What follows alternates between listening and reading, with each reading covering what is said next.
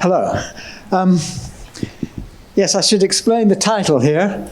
I'm claiming that we need new physics to understand consciousness. Now, when I mean new physics here, I mean something outside the physics we know, but it's not simply invented for the purpose of explaining consciousness. It's something which I think we need anyway for quite other reasons, and I'll come to that as part of the talk.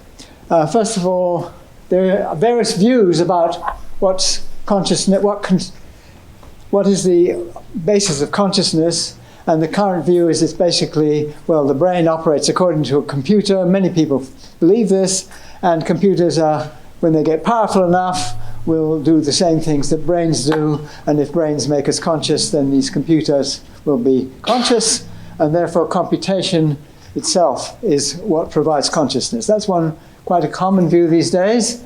If you don't hold that view, you probably hold the next view, unless it's the fourth one. The next view, which is that it's established science, the science works so well that we have now, that in some way this science comes together and in some configurations produces consciousness. Or there's the third view that we are going to have a new or a broader view of the physical world, physics of the world, and that is what we need in order to explain consciousness. Or you might say it's nothing to do with science and something comes from outside. My view is number 3. Now I need to try to go to the next one if we can.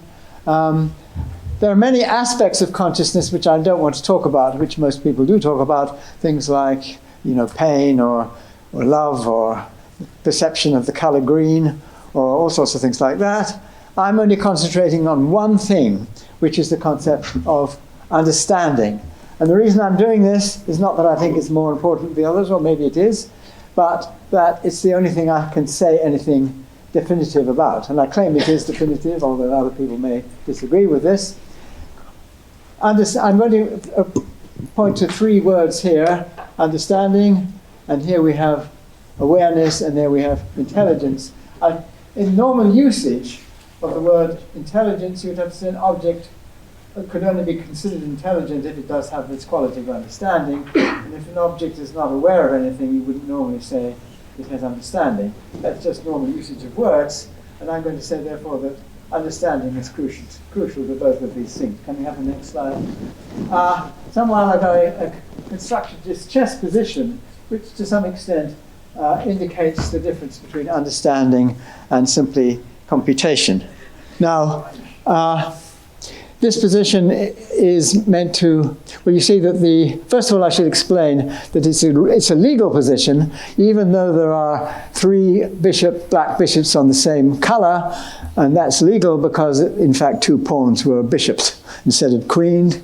I should explain that it's important that this is a position that would never occur in an ordinary game. That means that the computers never encounter such a thing as this. But the other point I want to make is that the black pieces are trapped behind these pawns here. They can't be taken by the bishops because they're in the wrong color, and so they can't get out, and all the black can do is it can wander these pieces around a bit, or the free bishop can wander around too. And it looks a pretty useless game. The pieces just wander around and can't do anything. It's obviously a draw. However, if you give this to Fritz, it is sort of at grandmaster level, and you ask it to say, what is this game? Is it a win for black or for white or a draw? It says it's a win for black.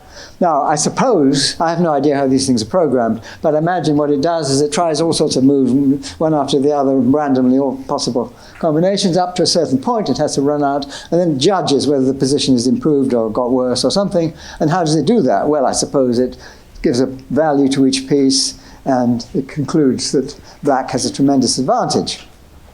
Okay, well, it goes on like that for a while, but then after a while, it comes up against the 30-move rule. Now, the 30-move rule says that if no piece is taken or no pawn has moved, then it's a draw.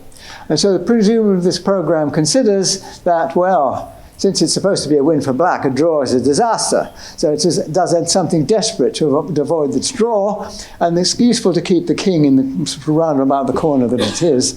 And then the only thing that black can do to change this is to sacrifice the bishop, which is what it does. It sacrifices the bishop completely stupidly, And it doesn't calculate enough moves ahead to see this is a complete disaster. It just thinks, doesn't think, of course, it just calculates that it is a win for black, and so therefore a draw is a disaster. You've got to avoid that at all costs. But then when the bishop is sacrificed, you go and clean off you move the king around, clean off the pawns, make 2 queens. You really need 2 queens to batter this thing down. You walk your king in here somewhere, and you sacrifice one of your queens, and then the other one checkmates. So eventually you can see that white wins. So it's rather curious that just this little bit of understanding of the game of chess, and it's a horrendous amount of calculation, that calculation loses in this case. Now you might say, well, chess is a finite game. If you had so much power, computational power, you could win. You could not lose this game. You would calculate far enough ahead that you could see that it was not a loss, that it was a disaster to sacrifice the bishop. Well, chess is a finite game, and so you can run out all the possibilities in principle. Now, if you want something which is not finite, you have to turn to mathematics. So that's really what I want to do in this next slide. You talk about the infinite. Now, people tend to think, often if they don't know about mathematics, that you can't really think about the infinite. That's completely wrong. I'll give you simple examples. If you take any 2 odd numbers and add them together, you always get an even number. Or any 2 even numbers you gather together, you always get an even number. That's a statement about an infinite number of things. The numbers, the natural numbers, when I say natural number, I mean the non-negative whole numbers, 0, 1, 2, 3, 4, 5, etc. Those are the natural numbers.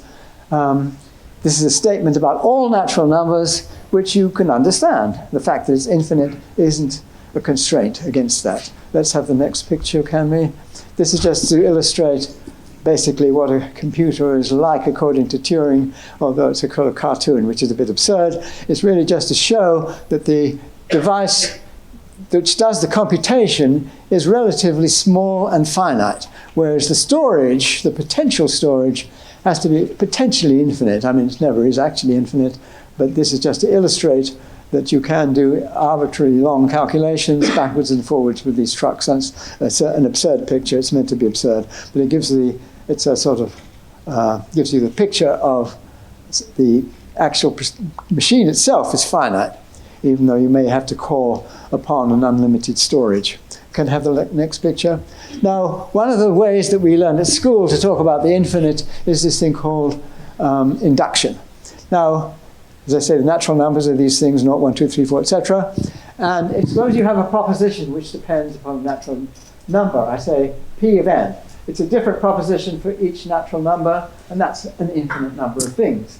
Now, the way you prove these infinite number of things at school is often you just say you prove it for 0, that's the smallest natural number, and then you prove if it's true for n, then it's true for n plus 1. 2 finite things you do, and that establishes infinite number of things. And this is the basis of what's called first order piano arithmetic. Let's not worry about that. Next slide, please. Now, this is a key to what I want to say. It's the famous theorem due to Kurt Gödel. And when I learned about this first, I was absolutely blown off my feet. It seemed to me stunning. You see, what it shows, and this is the version, can I have the next slide, please? The version due to Turing, basically, which is simply to do with algorithms or computations, if you like, or algorithm is the same thing.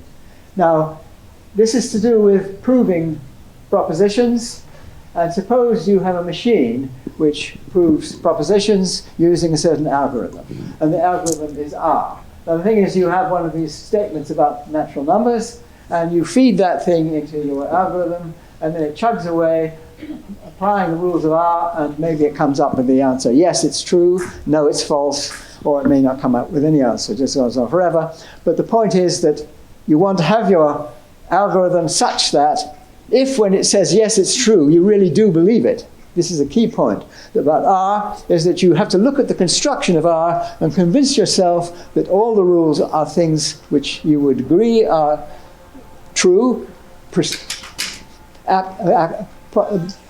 you look at the first rule and you say, do you think that's okay? You say, yes, it's okay. The second rule, yes, it's okay. You may think a bit about the third one and say, oh, yeah, I see.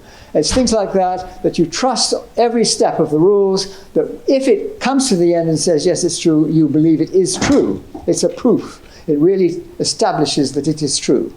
Now, what Gödel does, he constructs this wonderful statement out of the rules R, which is another statement, mathematical statement of the kind that R is supposed to deal with. You can call it G of R. And the way he constructs it, you can see that it is not provable by the rules R, and it's true. I found that amazing. I can tell you, you see, if you understand what the things mean, this is the key thing. Meaning is very different following the rules. And what does G say? How do you know that G says what I just said? How do you know it's something that's true and is not provable using the rules? Well, the clever thing is, you have to, and this is the clever part, you make a statement which is a mathematical statement of the kind that R applies to, which when you sort of interpret what it says, I am not provable by these rules. Now you see, okay, is it false?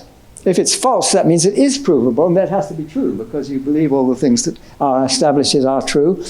And therefore, that's contradiction, therefore not there, so therefore it has to be true. And it says it's not provable, therefore it is not provable by the rules.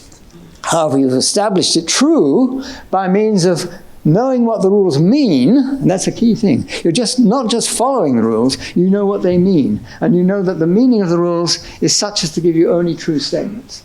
And that gives you the power to go beyond the rules itself. I found that amazing when I first heard that, because it's telling you that we don't just follow rules, the meaning also has to be there, has to be part of it, and the meaning, knowing that the rules are things which don't give you falsehood, enables you to transcend the rules themselves. And I found that stunning. Now, being somebody who believed that our brains are things which obey the same laws of physics as everything else in the room or outside and galaxy and so on, it's the same physical laws, I began to wonder, now what is it in the physical laws that could be things that could not be programmed into a computer?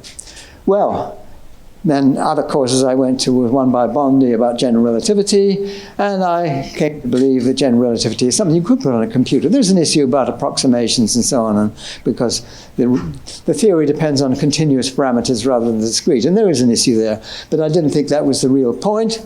The real point is that general relativity, that wonderful theory that at the time was not very well established, but now beautifully established, we see these black holes. I say we see, what I mean is this LIGO detector of gravitational waves tells us by calculations that people have performed on general relativity what black holes spiraling into each other, what kind of signal they would send, and what a gravitational detector would see. And so if you see these signals, we infer that we're looking at black holes spiraling into each other. It's an amazing thing. But that is computation. That's telling us that general relativity is a theory which you can mirror by means of computation. What about the other big theory which I went to? I went to a course of lectures by Dirac, the great physicist, and this told us that the Schrödinger equation, which is the equation is the basis of the evolution equation, it is the evolution equation of quantum mechanics. That again is something you could put on a computer. It's quite difficult because the number of parameters you have to involve gets very large. Nevertheless, it's still computational. However, in Dirac's first lecture, he described something where he was talking about the superposition principle. In quantum mechanics, if one thing can happen, and if another thing can happen, then you have numbers of states in which this thing and that thing happen at once. And it's a very difficult thing. You can see a particle can be here and here at the same time. And he said, you have to believe that's the sort of thing you can have. And then he took up a piece of chalk, and he talked about, well, this piece of chalk could be here and here at the same time. And at that point, for some reason, my mind wandered, and I was looking out of the window thinking about something else. I can't remember what. And when my attention came back to what he said, he'd finished the explanation of why you didn't see pieces of chalk in two places at once. He said something vaguely about energy, which I didn't follow what that has to do with anything. I think it was a good thing I didn't follow his argument, because it was presumably an argument meant to calm us down so we didn't worry about this problem. And since I didn't hear the argument, I worried about that ever since. So this is a critical thing. that I've worried about ever since, and I'm still worrying about it. But I want to explain, can I have the next slide, please, about the worry. In a minute, let's quickly do this. This is just to show you something else that Gödel or Turing shows, is that there are problems that cannot be solved by an algorithm. And one of these is, if you're given a set of polyominoes, there's a lot of squares in a plane, all equal squares, glued together along their edges, and you're given a set of polyominoes. Can that finite set of polyominoes be used to tile the entire plane with no gaps, no overlaps? The top two are with single one, both of which can do it. The middle one, you see two different shapes. Both together will tile the entire plane, but one or the other won't. The bottom one which will. And the question is, if you're given a finite set of polyominoes, will they tile the plane or not? And it's a result due to Robert Berger, which says no, that there is no such algorithm. And one of the things about this algorithm, yes, the next one I want, is that it shows that you could show that if any set of tiles which will tile the plane, if they will tile the plane in a way which is repetitive, that is, in a repeating way in both directions, then, if it will tile the plane, then it will tile the plane in a repeating way. And Robert Berger showed, first of all, that there is no algorithm for deciding whether a set of polyominoes will tile the plane.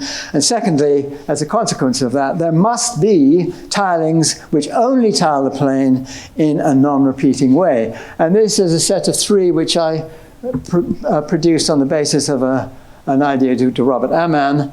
And you see that you can tile the plane. Well, you can't see that because you really have to go on forever. And it never repeats.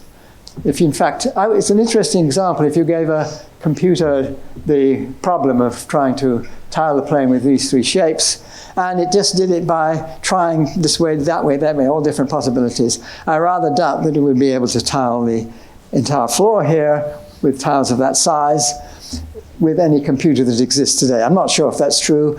If it's not true, then you can just take a floor twice as big as this, and then it probably is true.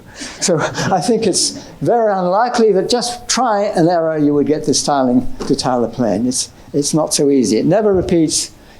There is an algorithm for finding how to do this, and that's look up my collected works and find how to do it. It is an algorithm.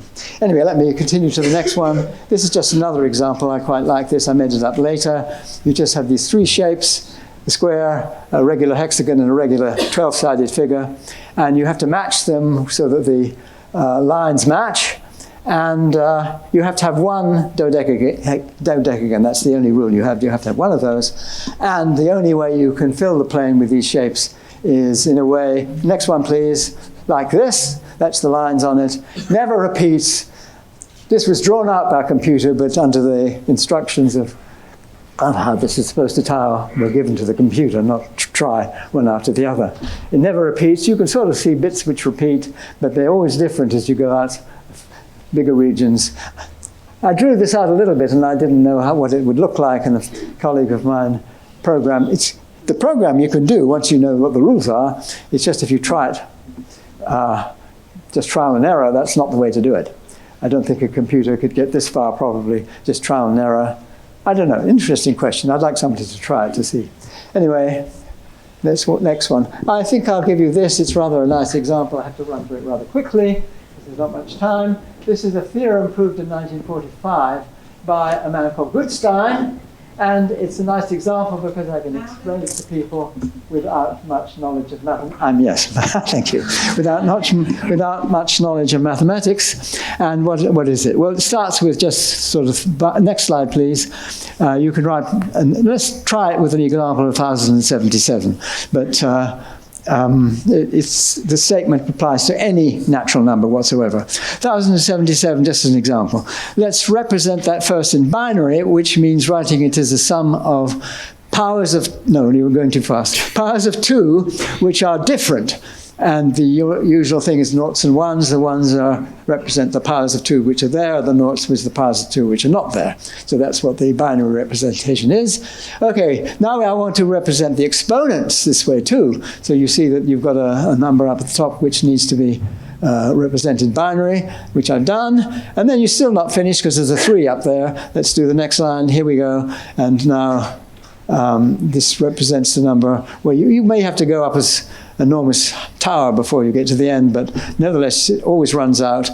Finish writing all the exponents in terms of, and the exponents if necessary, in terms of powers of 2. Now I want to describe 2 operations. The first operation, A, is to replace all the 2's by 3's. You see 2 is the base here, and now you might think of a base 3. This is exactly the same expression, but now all the 2's are replaced by 3's. That's operation A. Operation B is subtract 1. Now, operation A is replace all the 3's by 4's, and operation B, subtract 1. It's a little trickier here because it's like taking 1 from 1,000 and getting 999. But you see the 3's are now the coefficients, so the 9's in case 4 being the base. And you just keep on going. You subtract 1, next one, and then you keep on going, Next slide. It goes on. Numbers get bigger and bigger until you get to 0. That is Goodstein's theorem. It's the hare and the tortoise, the beat of all hares, I guess. It's the tortoise, which is the subtracting 1. It's a tiny little step, just takes 1 off at a time. And the hare, you increase the base and the numbers just get huger and huger and huger. Next slide, please.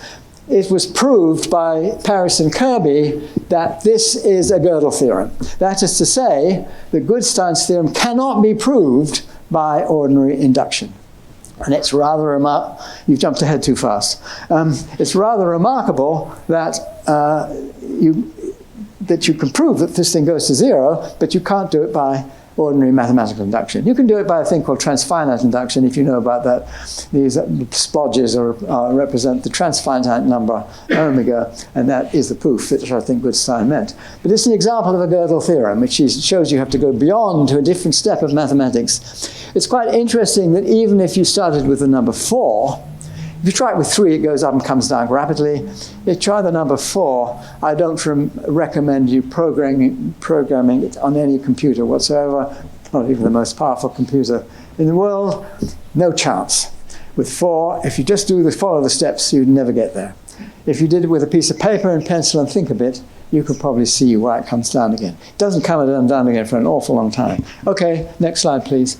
Now you see, this is my cartoon trying to show. See, the question is, okay, people tell me, all right, there is an algorithm in our heads. It's such a complicated one, you never know what it was, and you have no way of doing Goodstein or Gödel or whatever have you. So that's the way out. Now, my argument here is, well, I produce lots of complicated arguments, but seems to me, this is the clearest argument.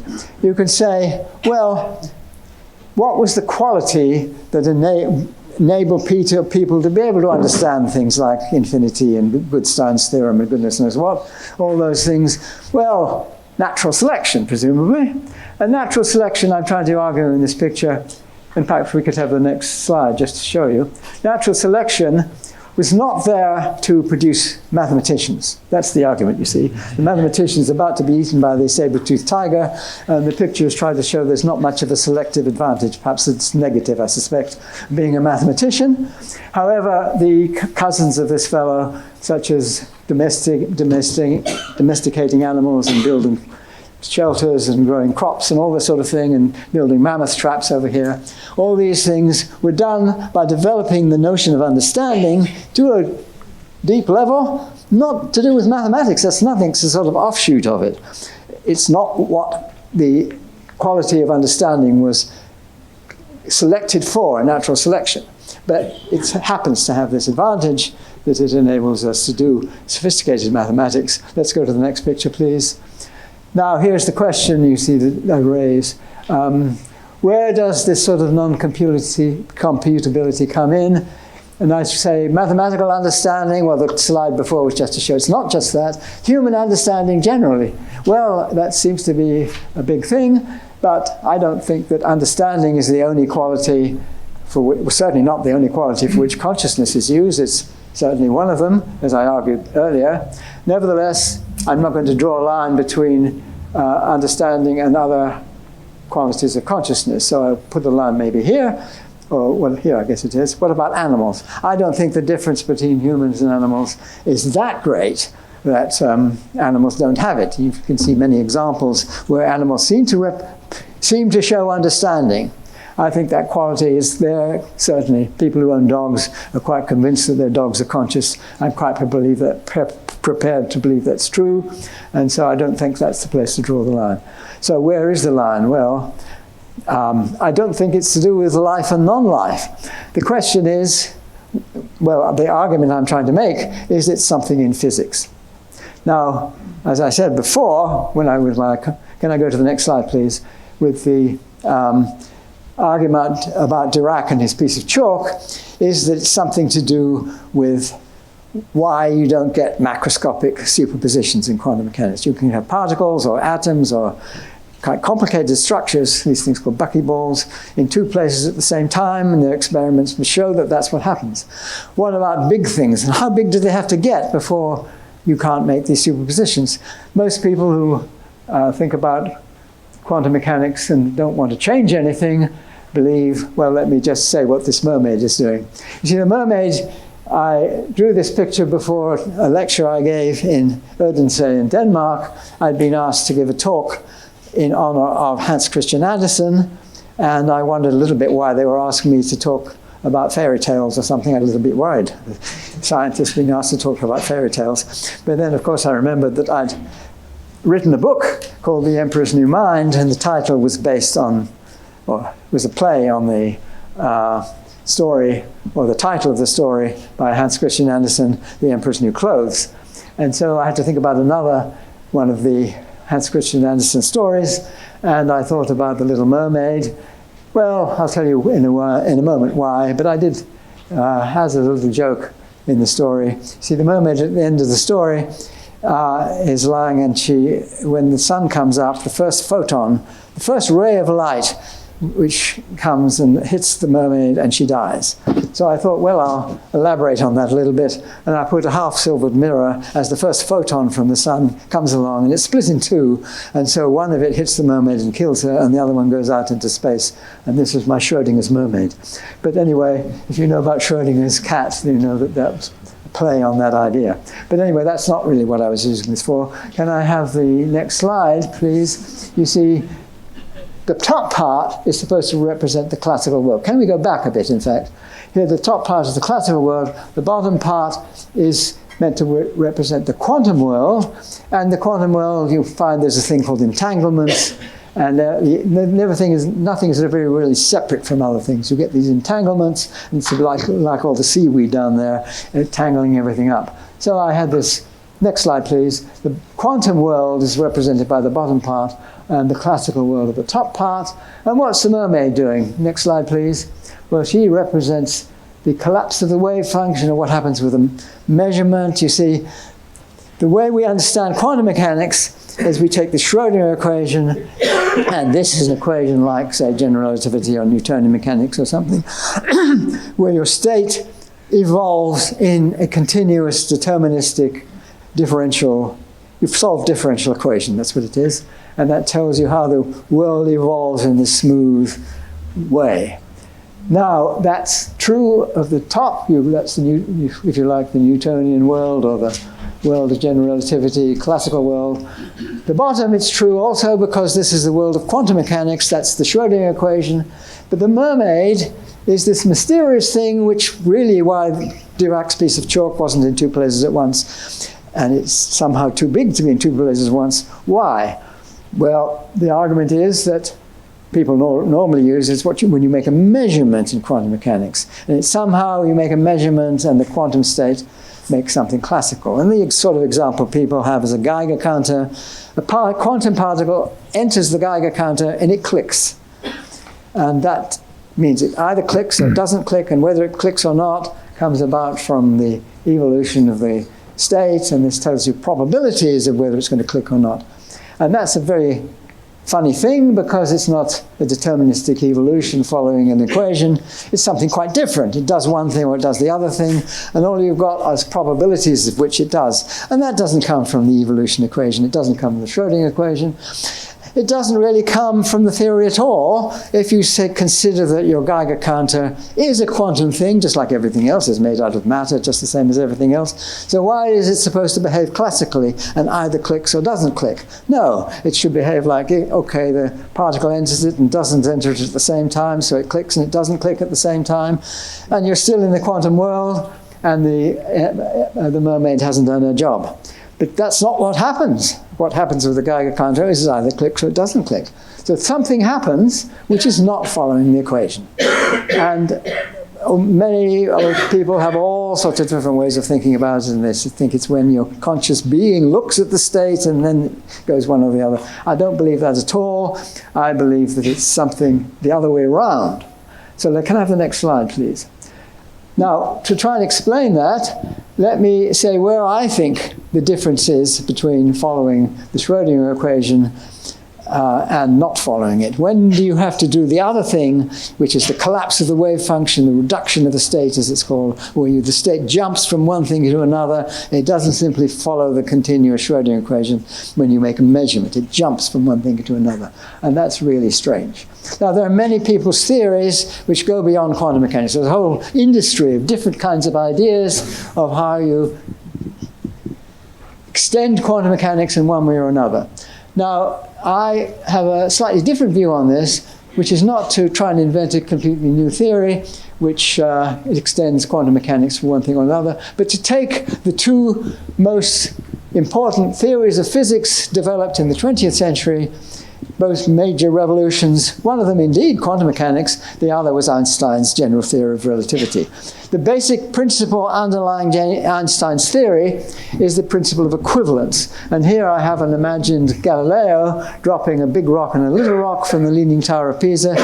I'm told that he probably never actually did it, but he certainly talked about it. And he knew full well that if there were big rocks and little rocks, the air resistance would slow the little rock up a bit more and the big rock a bit faster. So he knew that, but he knew if you idealized situation with no atmosphere, they would drop together. And this is the principle of equivalence that Galileo put forward very forcefully. And on the right-hand part of this picture, you can see a little insect sitting on one of the rocks looking at the other. And during the fall, this little insect doesn't think there's any gravity at all. So it's like Stephen Hawking in the aeroplane when it started to plummet. And he floated, and you see the insect sees this rock just floating like that. No gravity. So if you fall freely, you don't feel gravity. Here we have a futuristic space station, and the astronaut here, and the astronaut is falling. You might say the astronaut fall down on the ground, but that's not what happens, because astronauts in orbit, and being in orbit means it's like in free fall, like the big rock and the little rock. And here we have the big rock and the little rock, if you like, and they seem to fall together. And so it's as though there was no gravity. So this is the principle of equivalence, the basis of Einstein's general relativity. It led him to all these confusing ideas about curved space-time and all that. But the basic principle is this one. And I'm just going to concentrate on this basic principle. Can I have the next slide, please? Now, I'm considering here an experiment which is done on a tabletop. So up at the right hand, we imagine a tabletop, and there's an experiment being done there. And there's some quantum physicists working out the quantum physics, the Schrödinger equation, how it evolves according to the experiment on the tabletop. And what that physicist wants to do is to incorporate the gravity, the force of gravity, if you like, into the equation, into the Schrödinger equation. To incorporate that by doing what the experts will tell you, is putting a term into the Hamiltonian corresponding to the gravitational potential. If you don't know what that means, it doesn't matter. That's the procedure, the normal procedure somebody would do if you consider gravitation as a force. But Einstein would tell you that's not the right way of doing it. What you do is you imagine that you're freely falling, all your coordinates correspond to freely falling. There isn't a gravitational field. You do it all over again, imagining that your coordinate system falls freely, and you do it all over again. What do you get the same answer? Almost. The green answer is the Newtonian one, if you like. That's where you put the term in the Hamiltonian. You just treat gravity as just like another force. The purple one is the Einsteinian one, which is, you say, the freely falling one, and there's no gravity. They're almost the same. The only difference is this thing called a phase factor. If you don't know about quantum mechanics, you won't know why that's such a critical thing, but these things are completely the same except for this phase factor. Now the phase factor, well, it's a complex number of modulus 1. If you don't know what that means, it doesn't matter. The key point is that whenever you make measurements, you take what's called the square of the modulus, and this thing drops away. So you say, who cares? They are different, but who cares? Because whenever you're going to make your measurements, the factor out here doesn't make any difference. But then you look more carefully at the factor, and you see it's got a t cubed up here. Now, again, you have to know a little bit more about quantum theory or quantum field theory to see that's causing a problem. Because what it's telling you is that if you do your quantum theory right, the green wave function is in what's called a different phase space, different Hilbert space from the purple one. Well, again, you'd have to know what Hilbert space means. But what it really means is that it's cheating if you try to add one of these things to the other. But you're not going to do that. You've got these two things separately, so who cares?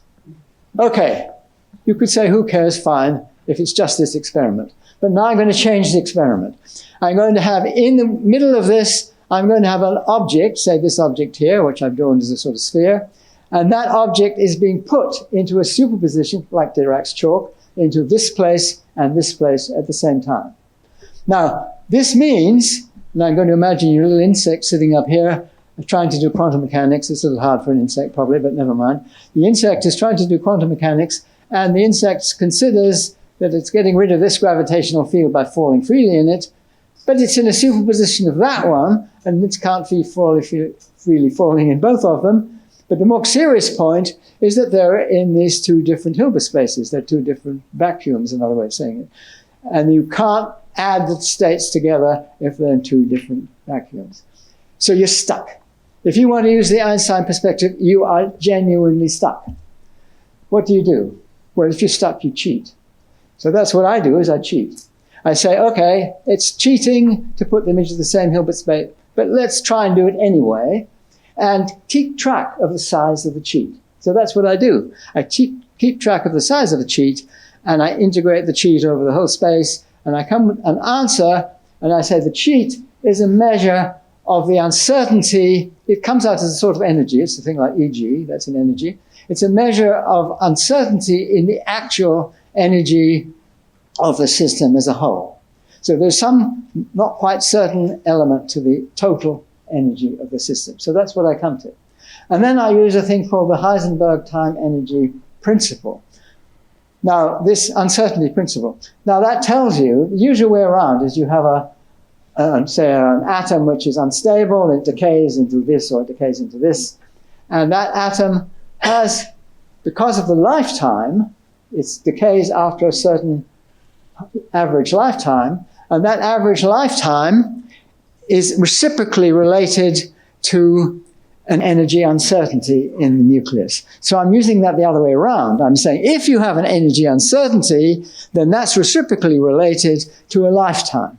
So I'm saying that this superposition of these two, of this lump, and this lump is the same lump but in two different places at once, is associated with an energy uncertainty, and by the Heisenberg thing is reciprocally related to a lifetime. And what's the lifetime? Well, the lifetime is it becomes one or the other. So this gives you a guess as to how long this superposition of this lump in two places will last. And the argument is you take Planck's constant divided by this energy uncertainty, which is called EG, and that gives you the lifetime. So that's the idea.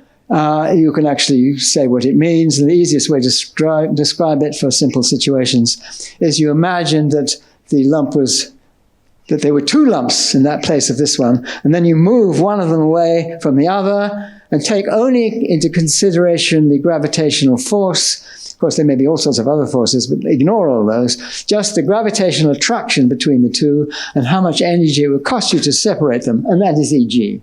So you can say what EG is in that sort of terms. Okay, can I have the next picture? This is just a space-time way of looking at the same thing.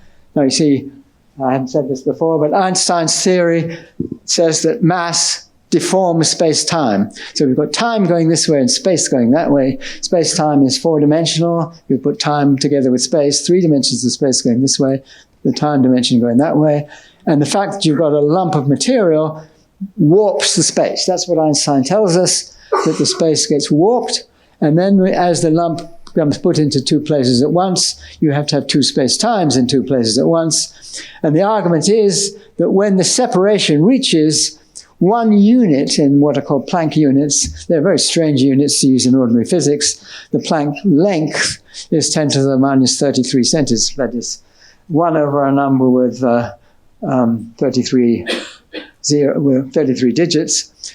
And what's the time? Planck time was an even tinier time. It's 10 to the minus 43 seconds. So you take 1 over a digit with 43, a number with 43 digits, and that tiny fraction of a second is a Planck time. So these funny units you use, and when the separations between the space-time reaches that unit, that's the sort of time when the thing becomes one or the other. Can I have the next picture? Oh, no, wait, the next picture was the one just before. The next picture. Now here you see, what has this got to do with consciousness in the theory? Well, the argument is that this moment when the choice is made, see, the universe goes happily along, it gets a little uncomfortable because it sort of bifurcates, and then the universe decides to do one or the other in this sort of time scale, which I've said. But here's the tie-up with consciousness is the idea here, it's the hypothesis of the theory, is that whenever this happens, whenever the state reduces, whenever the wave function collapses, that's what this is doing, it's associated with a moment of what we call proto-consciousness. I'm not saying it's conscious. This is probably happening all over in the atmosphere all the time, and I'm not saying the atmosphere is conscious, but what I am saying that this element of proto-consciousness is the building block out of which consciousness is constructed. So we call this OR, that's the objective reduction of the state, and the orchestrated OR, that's ORC, we call it ORC OR. So the theory that Stuart Hameroff and I have developed is based on this idea that consciousness has as its building blocks this procedure here, and when it's fitted together in a sort of orchestrated way, it's a little bit vague what that means, but nevertheless that's the idea. If it's in a sort of meaningful way put together, that is genuine consciousness. So that's the theory. And let's have the next picture just to say one of the curious features that this theory has. I said there are many theories that people have, other kinds of theories, not motivated from gravity necessarily, but where you can have a thing. I've got time going up here again, and so you lump in one position, it goes into two, you hit it by a beam split photon, which pushes it a little bit, and then this one goes one way, the other version goes that way. And the point is that after this time, it suddenly does one or the other. And the point of view that I'm adopting here is a rather curious one. I'm saying that I call it a Stalinist view, you see. When Stalin got angry with one of the people in the Politburo he didn't like, had the person done away with. But you see, he also got the person removed from all the photographs in which he appeared before. So it's as though that fellow never existed. So the idea here is that other state never existed, and some won't follow this one. If you don't have that point of view, you have really curious things that other people's theory have, where the jump from here to here, from the two of them to the one, seems to create a lot of energy and temperature, and you have to get rid of that. And it's a real problem in most of these theories. You have other problems here, you might think, this sort of retroactive, but I don't think it's a contradiction with anything we see. It's a curious view, and it seems to be the sort of place we're led to. Can I have the next slide? Now, what about experiments? This is a sort of cartoon of an experiment due to Dirk Baumeister from conversations we had, and he and a former common student we had, Will Marshall. And the idea is here you have a little tiny mirror, which is a little cube, about 1/10 of the thickness of a human hair, just a little too small to see. But here we have a photon going along. The photon hits this beam splitter or half-silver mirror. Half goes this way, half that way. You keep it going between two mirrors and hold it there in what's called a cavity. You have it down here, and you keep it going here. It says the photon it's like a diving board, and it jumps up and down on this little cube, and it gives it, and 1 million reflections gives us enough just to displace it enough so the OR could detect this thing that goes to one or the other in seconds to minutes. Now that's one experiment which has been going on for almost 2 decades, I think. I think Dirk is pretty consistent because I was in Leiden about 10 years ago where he works, one of the places he works in, and he said, without prompting, in 10 years we'll have an answer. I thought that the 10 years was probably just a constant of nature and that, it'll always be 10 years.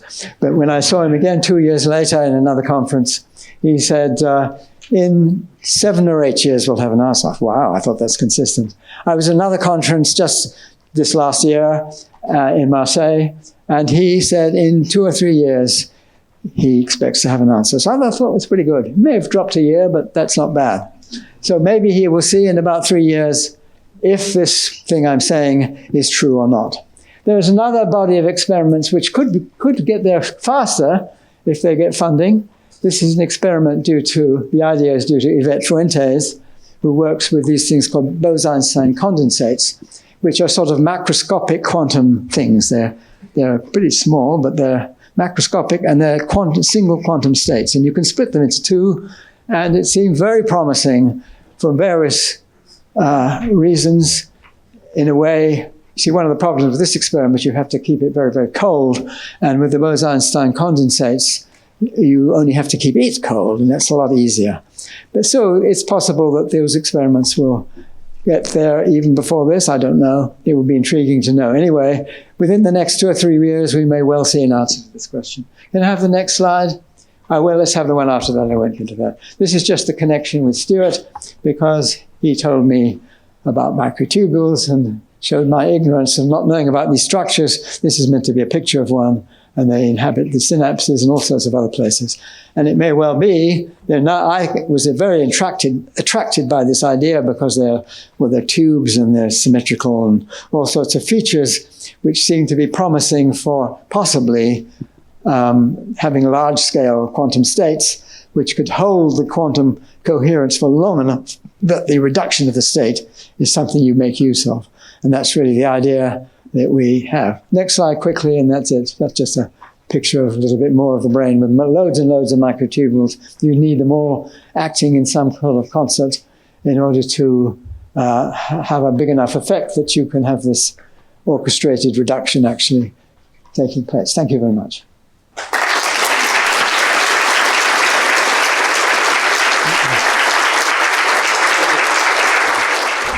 Hello, everybody. Thanks for being here. It's always difficult to follow Roger. He's a tough act to follow.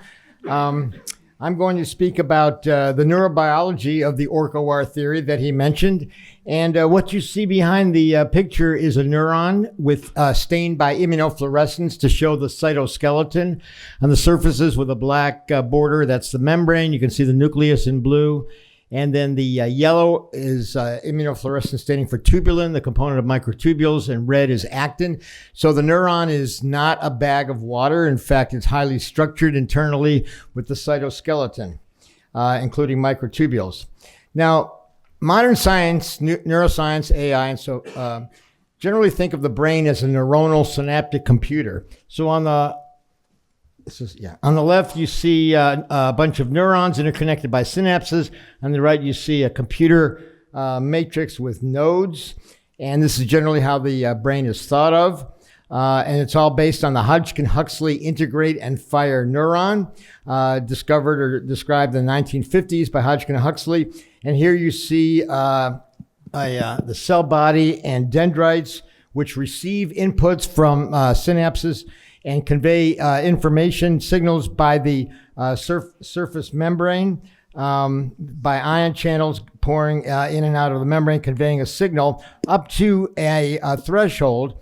When the threshold is met here at the axon hillock or axon initiation segment, then a all or none action potential is carried to the next cell. So it's the integrate and fire idea, integrate in the dendrites and soma to a threshold for firing to the next neuron. And most neuroscientists and AI people equate firing with bits and as in a digital computer, and that's how they look at the brain. I don't think that's right. So integrate and fire.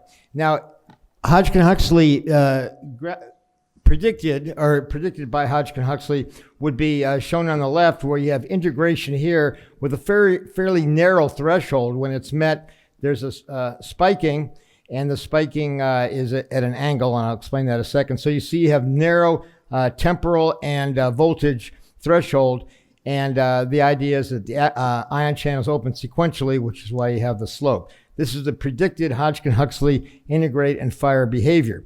However, if you put electrodes into pyramidal neurons of an awake animal, as Nondorf and Wolf did in 2006, what you see instead is a very wide threshold, variability from spike to spike. One spike will trigger at one threshold, the next one may be higher or lower. And this is shown by a wide temporal variability and a wide voltage variability. And this is precisely where consciousness could come in to regulate behavior. Otherwise, everything's deterministic and there's no room for free will, not to mention consciousness. So I've shown this as Bing, not after Roger Bingham, but Bing being meant to be consciousness. And you can see that it correlates with the wide variability. And this could come from a deeper level. And a deeper level, something like deep learning networks in AI.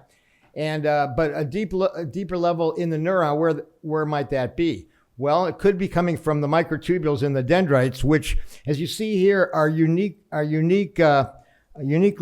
broken and interrupted and not continuous. And they're of mixed polarity, one pointing one way, the other next to it pointing the other way. So they're mixed polarity networks, and we think that has significance. Whereas in the axon, for example, and all non-neuronal cells, the microtubules are continuous and unbroken and go from the cell center to the periphery. So it's curious why the microtubules and dendrites are interrupted and of mixed polarity. Obviously, as part of the cytoskeleton, you wouldn't break your bones for skeletal support, so it has to be some other reason. So the question then is, does consciousness happen at the at the synapse or at the membrane, as most people think, or does it come from the microtubules, as we think, or as I think? So this also could be, as I said, like deep learning convolutional networks in AI. Now, microtubules are very interesting and important. They do many things. James mentioned mitosis, but in a neuron, here's a cell body, here's the axon going down here. And for synaptic plasticity, to adjust a synapse that may be out here or here, materials are synthesized in the cell body and conveyed along the dendrite by these motor proteins, kinesin and dynein, which carry materials and then have to jump from microtubule to microtubule and then turn left or right at branch points. And they have to know where to get off to deliver their cargo. They need some kind of FedEx code. And it looks like tau, a microtubule-associated protein tau, which is well known for other reasons, bound at specific locations on the microtubule, are the traffic signals which say, hey, leave here and bring your dopamine decarboxylase or whatever it is to this synapse, because that's where it's needed. And so tau may be a signaling, the placement of tau on the microtubule may be a coding mechanism for memory and synaptic plasticity. Now also, when microtubules fall apart and tau falls off, we get Alzheimer's disease. Everybody knows about the amyloid plaques, but it seems that the cognitive dysfunction correlates better with loss of microtubules and tau and these neurofibrillary tangles, which is when the tau clumps in the corners of the cell and the microtubules disassemble, the synapse is lost, the whole neuron shrivels up, and the whole brain kind of atrophies and shrinks. And so treating the microtubules is a more promising, I think, approach to Alzheimer's. But the microtubules themselves, this suggests that they may encode memory, and this is something that struck me when I first learned of them in medical school in the early 1970s in a cancer lab studying mitosis. And the microtubule structure is a cylindrical polymer of tubulin, this peanut-shaped protein shown here, in two states. And I got the idea that they might be processing information like a computer. I was just learning about computers in the early 70s, and I had the idea that tubulins might change their conformational shape to represent information due to dipoles inside them.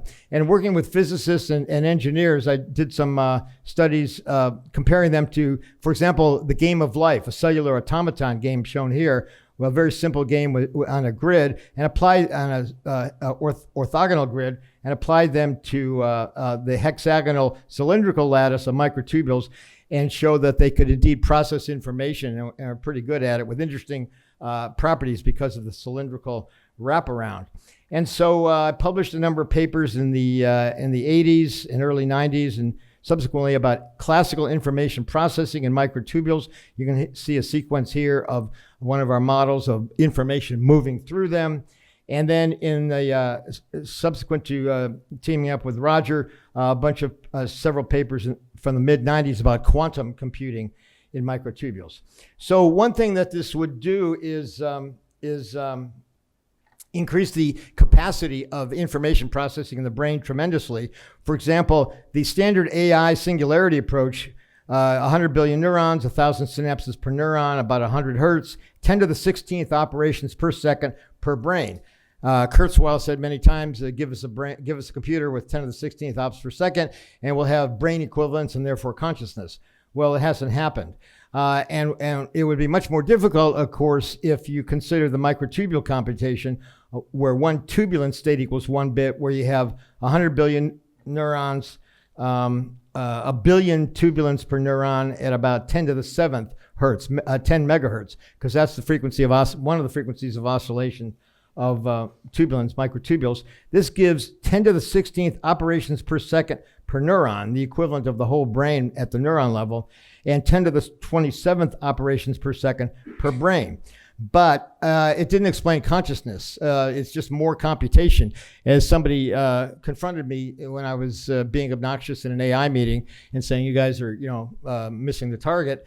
And they said, okay, let's say it is happening, how would that explain consciousness? How would that explain love, joy, feelings, emotions, the so-called hard problem, which came along later? And I didn't know. I was a bit stunned, and I realized I had something else was needed. And fortunately, this person suggested I read Roger's book, The Emperor's New Mind, which I did in about 1991. I was kind of blown away by it. And he, as he said, he needed a quantum computer in the brain, and he didn't know of one. And I wrote to him and said, well, microtubules may be what you need. And we teamed up, and this is us and some other people, including Dave Chalmers on the far left, at the Grand Canyon after the first Tucson Conference of Science of Consciousness in 1994, and we began to develop our theory. Now, the first problem was that everybody said, no way, because if you want to build a quantum computer in the laboratory, you need absolute zero temperature to avoid thermal decoherence, and the brain is too warm at 37.6 degrees. And so we were skeptically treated, to say the least. However, in about 2006, it was discovered that plants use quantum coherence in photosynthesis to make energy and food by superpositioned excitons propagating among these aromatic groups in this light harvesting complex, the FMO protein it's called. And so that's been clearly shown. And it turns out that the arrangement of these aromatic groups are very similar to aromatic groups in tubulin, and I'll come back to that point. So basically what we wanted to do was take the space-time qubit that Roger had described, where position of a particle is equated to its curvature in space-time, and a superposition would be a separation of those curvatures. And you can imagine that were these curvatures to continue without collapse, that each would form its own universe, and you get multiple worlds. But we wanted to equate that. Of course, that doesn't happen because of objective reduction, or at least we don't think so. And we wanted to equate that to a qubit, a quantum bit in tubulin. Now, quantum bit in quantum computing means that information can be not just 1 or 0, but 1 and 0 superposition, and then collapse to one or the other as the solution. So we needed a qubit in the brain, and specifically based on tubulin pathways, not just individual. Initially, we said each tubulin was a qubit, but this allows you to avoid decoherence because the tubulin pathway is error correcting. So the task before us to develop a theory was to define the quantum bits or qubits in microtubules, and I just showed you that with the pathway, and apply E sub g equals h bar over t, which Roger mentioned, to microtubules to quantify Orch OR conscious moments. And we also wanted to test sensitivity of microtubules microtubule quantum processes to anesthesia, which would presumably dampen the quantum processes, and psychedelics, which might be expected to enhance the quantum process in some way, and to show how Orch OR can account for EEG and other correlates of consciousness. So the basic idea was that we'd have a microtubule, many microtubules, but one shown here, with the gray superposition evolving to reach threshold at a time t and having a conscious moment, a conscious now, and Bing, which was due to a process going on in the space-time geometry underlying this. It's not necessarily the space-time geometry out there, it's the space-time geometry in here, where the microtubules are. And so we want to know the sufficient orchestrated superposition occurs at time t among many entangled microtubules. And orchestration, the idea is that, as Roger said, the proto-conscious moments that are occurring in the atmosphere randomly, ubiquitously, all the time, which seems bizarre until you compare it to panpsychism, which is even more bizarre because that's a state, permanent state, whereas this would be a process, a sequence of events. And but we wanted to orchestrate it, and a metaphor that I use is the proto-consciousness, the proto-conscious moments that Roger described are like if you go to the symphony and the musicians are warming up and each one is tuning his or her instrument, and you hear these random notes, and it's noise, it's a cacophony. What we wanted was some system that would organize all this and orchestrate it into something more like music in terms of consciousness, having full, rich experience. So how many tubulins did we need? Well, that depends on the time and the time at which collapse will occur. But first we had to decide how we were going to get E sub G out of microtubules. Was it the whole protein separated from itself? Was it at the level of atomic nuclei? Or was it the level of nucleons, the protons and neutrons? So we did the equation, we did the math. Actually, Roger gave me the formula, and I was very keen on trying it, go back to algebra and mathematics. And we calculated these, and we found the dominant effect would be if the superposition occurred at the level of the atomic nuclei. And for that, at 40 hertz, and we picked a time t of 25 milliseconds for 40 hertz, figuring that's the best neural correlate of consciousness. We want to have a conscious moment 25 times a second. So this turned out to be about 2 times 10 to the 10th tubulins, which isn't really very much if there are a billion tubulins per neuron, only about 20 if all of them are used. Plus 25 milliseconds is a long time to avoid decoherence. So subsequently, when the structure of tubulin became known in 2009, 2010, we revamped the theory and considered shorter intervals, time t, with much larger E sub g, therefore faster frequencies, which could give rise to interference beats for slower processes. Because cognition and consciousness occur hundreds of milliseconds. The specious moment or epochs or whatever paradigm you want to use, or EEG, 10 to 1,000 milliseconds. So we need to account for slower events, and we can get that by interference speeds. Just like in music, if you have 2 instruments slightly out of tune, they will have interference speeds at a much slower frequency. Now, fortunately, our cause was bolstered by the finding by Anirban Bandyapati. I'll show you the data in a second, but at the bottom of quantum coherence in microtubules in terahertz, gigahertz, megahertz, and kilohertz frequencies.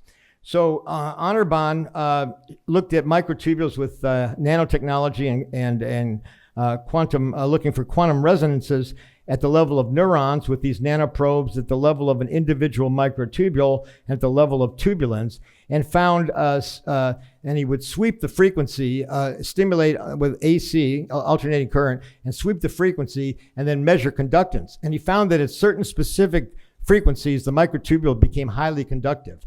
In between those frequencies, it was a good insulator. And so he plotted those resonant frequencies here, and he found these self-similar patterns. He calls them triplets of triplets or octaves at the terahertz range, gigahertz, megahertz from tubulins, and then gigahertz, megahertz, and kilohertz from microtubules, and then megahertz, kilohertz, and hertz from whole neurons. So this is kind of like a multi-scale hierarchy, almost like music, and it led to this general idea of a multi-scale hierarchy where we start from the neuron. Now, most neuroscientists would go this way to larger networks of of neurons and regions of the brain and so forth, and that still is valid. But we also want to go downward into the microtubule, the rows of tubulin, the individual dipoles, and eventually down to space-time geometry, as Roger showed, at much, much smaller scales.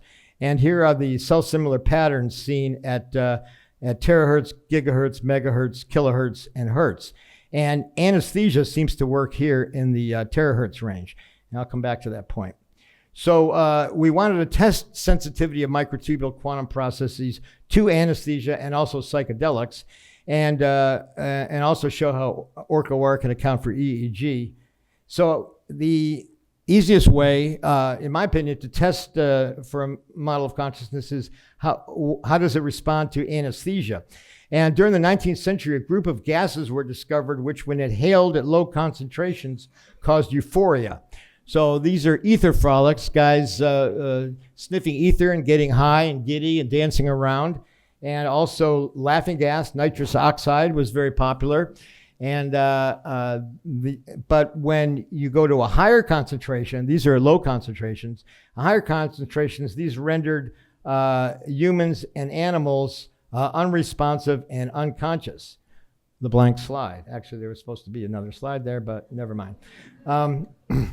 So subsequent studies showed that the anesthetic gases spared non-conscious brain activity. So anesthesia is fairly selective at inhibiting only consciousness. Non-conscious activity, evoked potentials. We use evoked potentials under anesthesia to monitor spinal cord integrity and so forth. So the brain is still active under anesthesia. The only thing that's really gone is consciousness. Also, the gases the anesthetic gases had different potencies and required to render subjects unresponsive. But for each gas, the potency for any animal studied was the same. At equilibrium, it would take the same amount of any anesthetic to put you or I to sleep, a giraffe, an elephant, a fruit fly, a salamander, all have pretty much the same MAC, a minimal alveolar concentration required. That's still pretty amazing that consciousness and anesthesia are matched so well, so that it applies equally to all organisms. Now, the anesthetic gases are structurally very different. They include ethers, halogenated hydrocarbons, the inert gas xenon shown here. So chemically very different, but they have one common feature, a nonpolar region shown in gray. These are filled electron orbitals, which don't have charge on them, but are nonpolar, kind of like oil. And this suggested a solubility region where anesthetics might bind. So at the turn of the 20th century, scientists sought a common factor which correlated with potency, known as 1 over MAC, 1 over the minimal alveolar concentration, and they searched for the proper solubility phase in which anesthetics dissolved and bound in the body. I should say that anesthetic gases bind by very weak quantum forces called van der Waals London forces, which are found and bind in all fat stores, lipid membranes, all over the place in the body. I often tell my residents that there's more anesthetic in the patient's rear end than in his brain, but the anesthetic is nonetheless working in the brain. So why does it not affect anything except consciousness? And I think that's because the quantum forces only perturb systems that have highly organized, highly orchestrated quantum activities. And that's what I think microtubules do. So Meyer and Overton, at the turn of the 20th century, looked at a series of gases as to determine their anesthetic potency in a wide variety of animals, and found that olive oil was the perfect solvent to correlate with potency. So minimal alveolar concentration, or MAC, the lower you go on this, the more potent the anesthetic. So the most potent anesthetic is methoxyfluorine at 0.25%, and nitrogen is an anesthetic at 50 or 60 atmospheres. So, and down here are where the clinically relevant anesthetics are. Now, there are also a couple of outliers in the Meyer-Overton. These two gases, TFMB and F6, which bind in the same place but don't cause anesthesia. So a good theory should explain why they do not. But first, the solubility phases of the body can be shown here. And as you go this direction, you become more polar. and this is nonpolar. So this is oil and this is water, and as you know, oil and water don't mix. So what they found was that the anesthetic action occurred, and therefore consciousness occurred in the highly nonpolar regions, olive oil-like regions, which correlated with dimethylbenzene, methylbenzene, and benzene, which are basically organic chemistry. It was known in the 17th century that the hydrocarbons of hydrogen and carbon could be in two different forms, CnH2n plus 2 or CN2N, depending on whether there was a double bond or not. But then they had C6H6, and they didn't know what it was.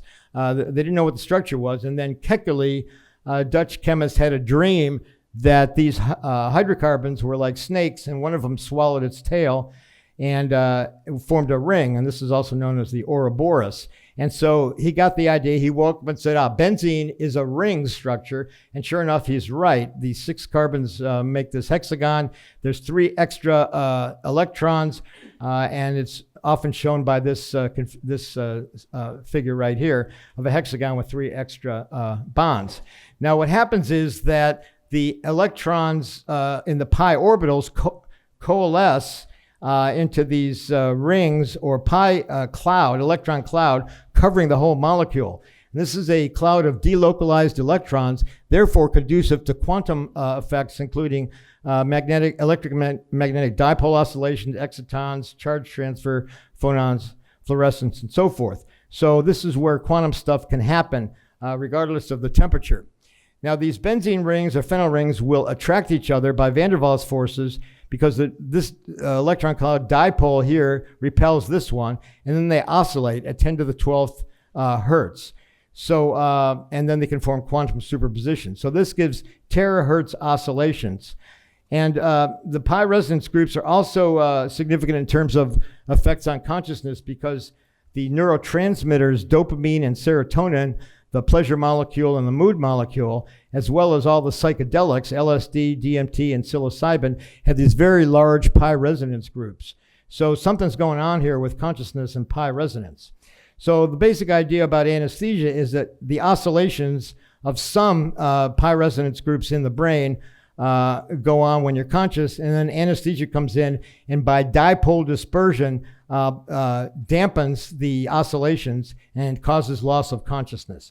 The question is, where in the brain does this happen? It was thought initially anesthetics bind in lipids because of their fat solubility, but it turns out they act directly in proteins. And these guys, Nick Franks and Bill Lieb, found this in the 1980s, that they can act directly in inside proteins in nonpolar regions, which have these aromatic rings. They call them hydrophobic pockets composed of pi resonance rings, composed of amino acids, phenylalanine, tyrosine, and tryptophan.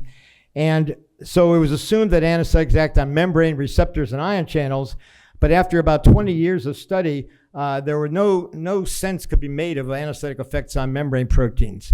GABA receptors, serotonin, glycine, acetylcholine receptors all bind anesthetics, but one will open them, another anesthetic will close the channel. Some don't bind all the channels, so there's no unitary effect.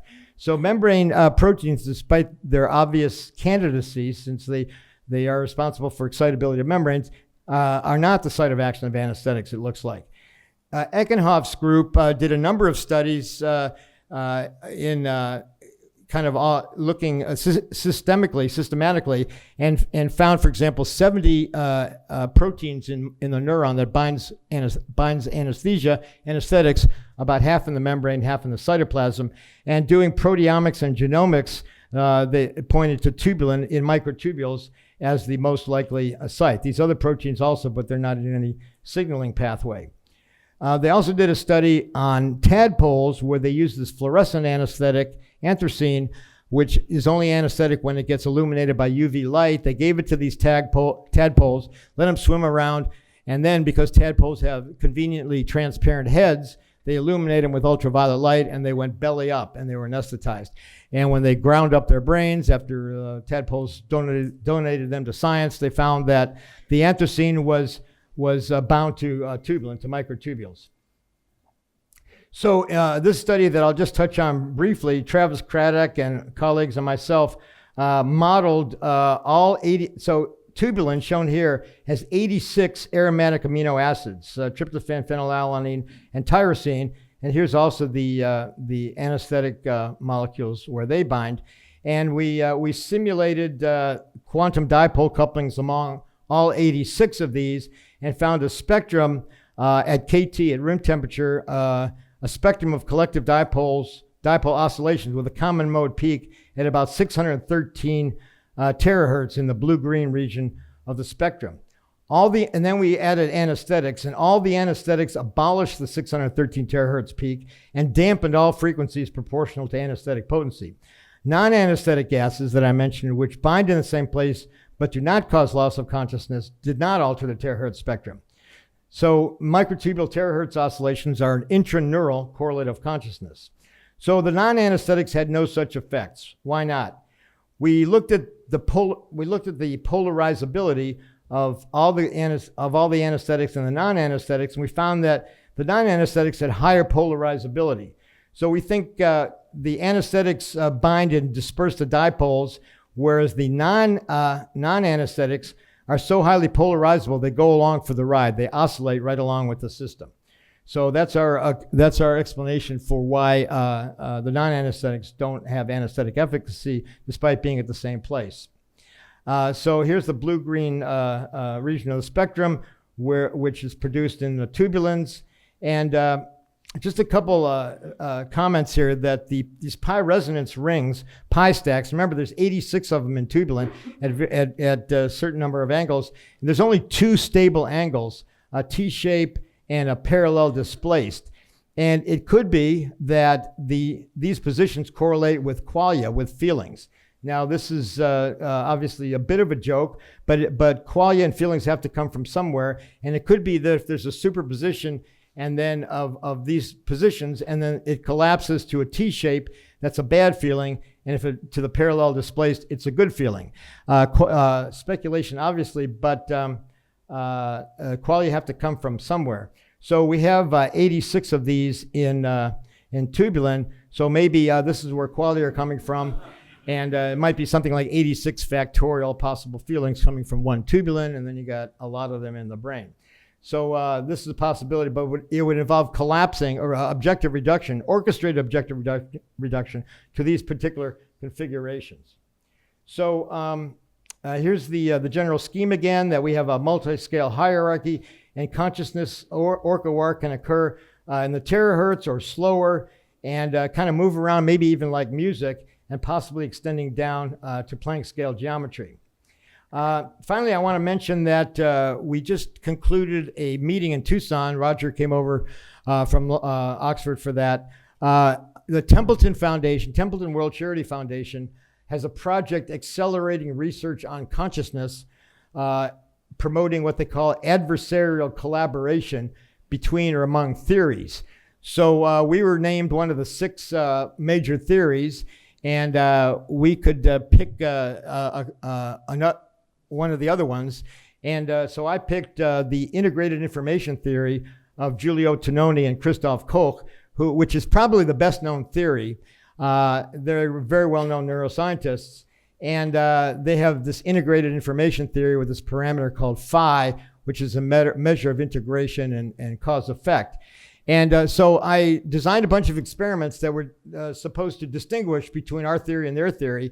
And one of them, for example, was demonstrate quantum vibrations in microtubules, then use anesthesia and see if it's dampened, see if the quantum vibrations are dampened, and then do different anesthetics and compare their potency. So if an anesthetic is twice as potent putting you to sleep, it should require, compared to another one, you should need half as much to dampen the oscillations and quantum vibrations. And Christoph said he didn't buy that, and I said that would falsify IIT. He said no, it wouldn't, because IIT can apply to quantum vibrations in microtubules, or phi can apply to quantum vibrations in microtubules, which means it's pretty vague and pretty non-specific, and can apply to almost anything. And Scott Aronson pointed out it could apply to a thermostat to be conscious. So we'll see how that goes. We're going to propose these experiments, and the loser supposedly gets eliminated, and the winner moves on to face another theory, kind of like NFL playoffs coming up. So some new things that came out was magnetic vortices from Anirban Bandyapati, where microtubules generate these magnetic vortices, which can interact with others to form something like a hologram. We have evidence now from Horacio Cantiello that microtubules oscillate at 40 hertz. That might be the origin of EEG. EEG's been around for 100 years, but we really don't know its origin or its significance and why we have these frequency bands.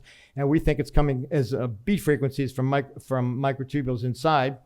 We're designing experiments for quantum vibrations in microtubules, and the mixed polarity networks in dendrites are proving to be very important, so we're going to look at them more closely.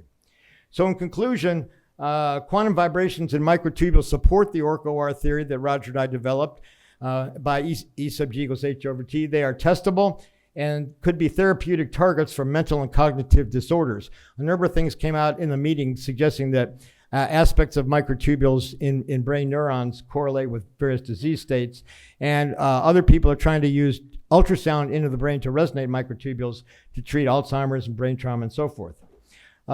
Anesthetics prevent consciousness by dampening quantum terahertz vibrations in microtubules inside neurons, and psychedelics may enhance such vibrations. We hope to test that also in the Templeton project. And finally, cortical layer 5 pyramidal neurons are probably the best bet for consciousness. Not to say that it can't be in other neurons. These are they have large pyramid-shaped arrays of mixed polarity networks and can account for EEG. And I mentioned there are no pyramidal cells in the cerebellum because one of the big claims of IIT is that phi is very low in the cerebellum, and cerebellum has more neurons than cortex but isn't conscious. And I think it's more simply explained by the fact that it doesn't have pyramidal cells. And finally, let me mention that we have a conference in Tucson every 2 years, the Science of Consciousness. It's been going on since 1994. The next one will be held in April, and you can look it up or let us know, and we'll send you some information about it. It's going to be very interesting. Thank you very much.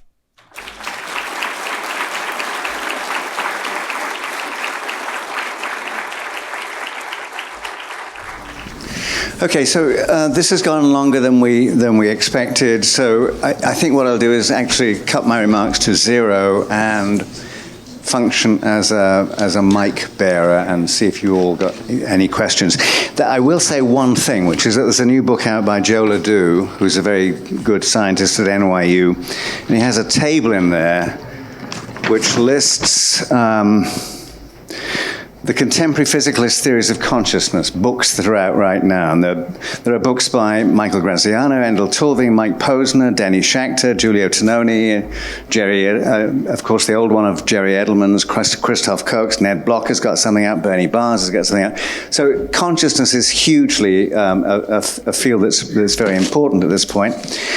But even in the case, the one thing I do want to ask you is that even when I go back and look to those New York Review of Books pieces that you used to write a long time ago, even then you were saying, my personal belief is that the resolution of these puzzles can never be achieved within the theory as it stands, quantum theory. We must search for new theory with a mathematical elegance even greater than that of present-day quantum mechanics, to which quantum theory can only be an excellent approximation. You were looking at John Bell at this point, you were looking at all those other sorts of things and so on. And then more recently you told Steve Paulson, who asked you some questions about the state of quantum mechanics, quantum physics at this point. What I'm saying, and this is my leap in imagination, which people boggle at, I'm saying that what's going on in the brain must be taking advantage of not just of quantum mechanics, but where it goes wrong. It's where the quantum mechanics needs to be superseded. Paulson said, so we need a new science that doesn't yet exist. And you said, that's right, exactly. So where are we going with that? Well, certainly experiments. Sorry, yes. There are currently I mentioned 2 of them, experiments to test whether the reduction of the quantum state occurs at the level that we anticipate, and that experiments, first of all I mentioned the Baumeister experiment, Right. but also experiments using Bose-Einstein condensates, which is an idea due to Yvette Fuentes. She's at Nottingham, right? She's at Nottingham. Yeah. And I think they're very promising. My view is that the effect of gravitation on quantum mechanics, put it like that, is something which is just round the corner. Within the next several years, I expect to see experiments which could well demonstrate this. A lot of people talk about quantum gravity, but that's the other way around. That's looking for how quantum mechanics affects gravity, and that's way off the picture. Yeah. I don't expect to see any experiment of that sort, but that's not the way that I think is useful right. for progress at the moment. Are there any neuroscientists in the audience? Anybody? Oh, yeah. Okay, right. Let's start here. So this is for Dr. Hameroff. Related to the microtubules, could the effects that you're talking about be outside of the pyramidal cells, like into the peripheral nervous system? Peripheral nervous system, maybe. Elsewhere in the brain, probably. It can happen anywhere. As Roger said, proto-consciousness can happen anywhere. The pyramidal cells are ideal because you have mixed polarity microtubules, and you have them in these very large pyramidal arrays. Can consciousness be elsewhere? Yes, it could. But if I had to bet on one particular type of cell, that would be it.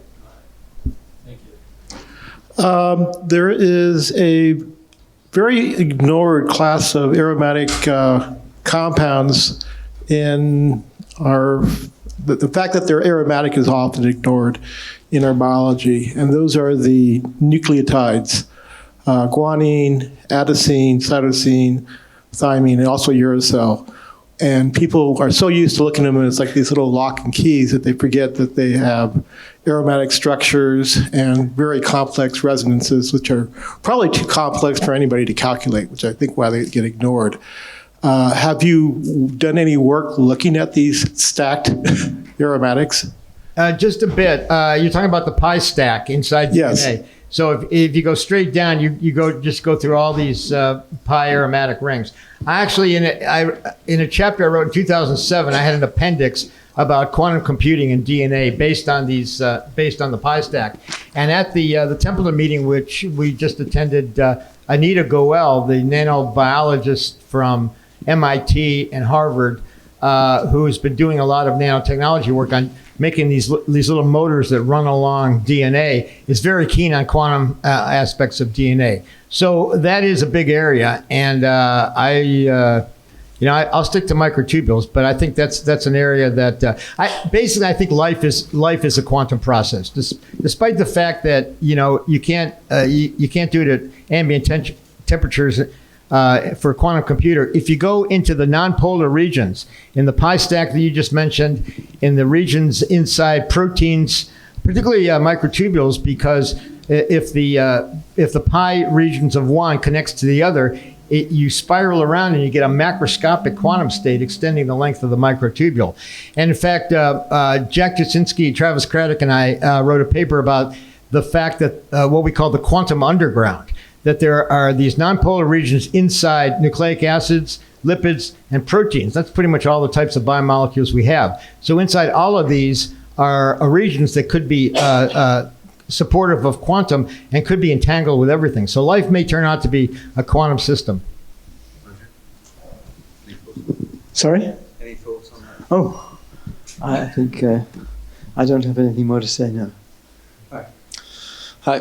I have a question regarding the non-computability of consciousness. You seem to touch upon the fact that there are non-computable mathematical statements, which is fair and proven. I don't quite see the logic jump that you go from that point into the understanding of mathematics to be a non-computable entity. Can you further elaborate that logical step you make? Well, it really goes back to the Gödel theorem, which tells us that our understanding, the way I read it, and I don't see anything wrong with this, is that the way we understand mathematics is not a computational process. And that was the argument I was trying to make. If I didn't make it clearly enough, well, then I didn't. But certainly the point is that we see from the Gödel theorem and things like it that our understanding of mathematics isn't the following of rules. And because the following rules always is subject to theorems of that nature. And therefore, since we can understand the truths that are not part of the following of those rules, how do we do it? Well, we do it by understanding. That's the argument. And understanding, therefore, the argument goes, is not the following of rules. So it's not an algorithmic process. I know a lot of people argue about this, and the argument that I was trying to address with my cartoon of our ancestors was that, okay, some people say it's such a complicated algorithm that how do we know what the Gödel thing is and so on. Sure. But the argument that I tried to make there is that no algorithm that could come about by natural selection, where the selection is not to do with sophisticated mathematics, how does that algorithm deal with sophisticated mathematics, which it seems to be capable of doing? And that's a mystery if it's just algorithmic. I mean, that's the argument. If it's not clear, I apologize. I would also say that understanding is a feeling. That's how I look at it. I don't know if Roger agrees with it.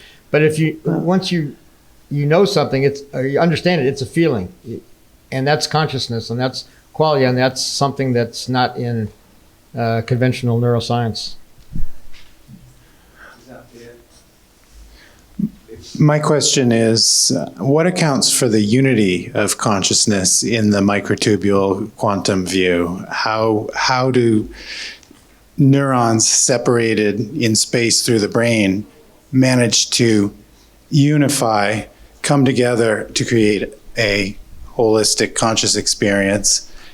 And also, what accounts for the bits of brain, even if you look at layer 5 cortex, even if you're just focused on that question, what accounts for the bits of that are not conscious, that are not part of our qualia, like low-level visual processing, for example?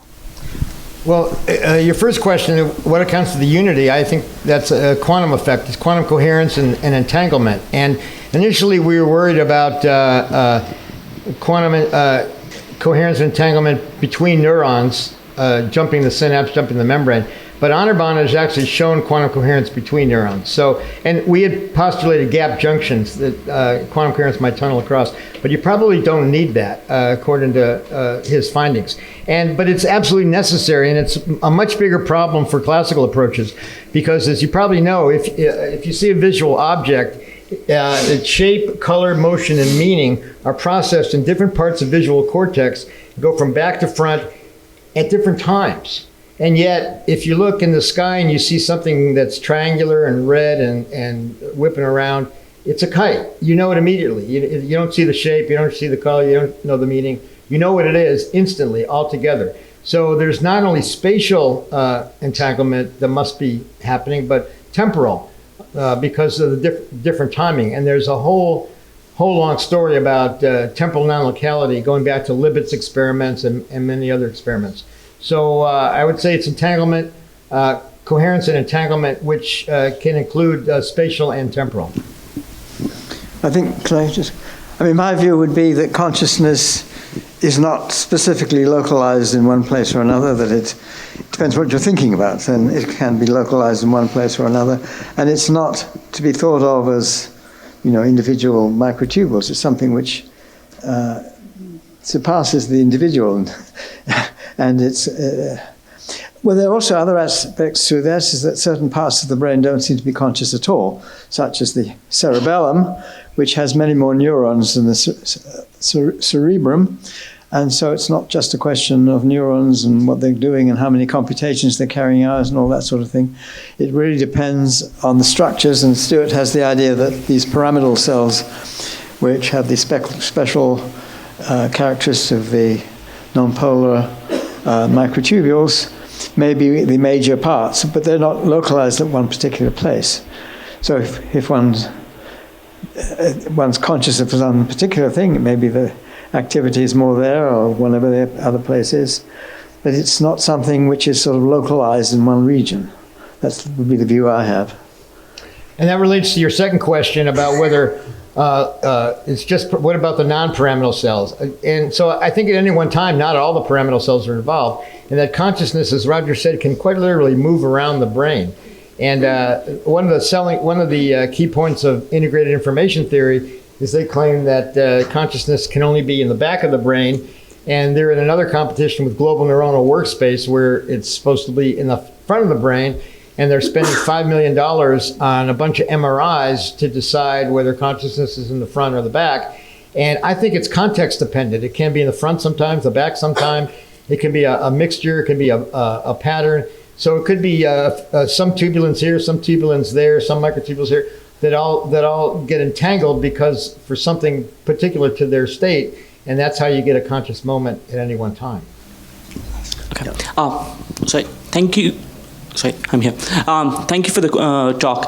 I had kind of a two-part question which is related. So firstly, you were able to demonstrate well or conjecture that quantum effects would change the chemistry of the brain and would be related to all sorts of molecules, but I couldn't quite get the jump of how that would come together to affect, perform consciousness. And also, like related to the previous question, consciousness would have to be an emergent phenomena based on all of the interactions that are taking place in the brain.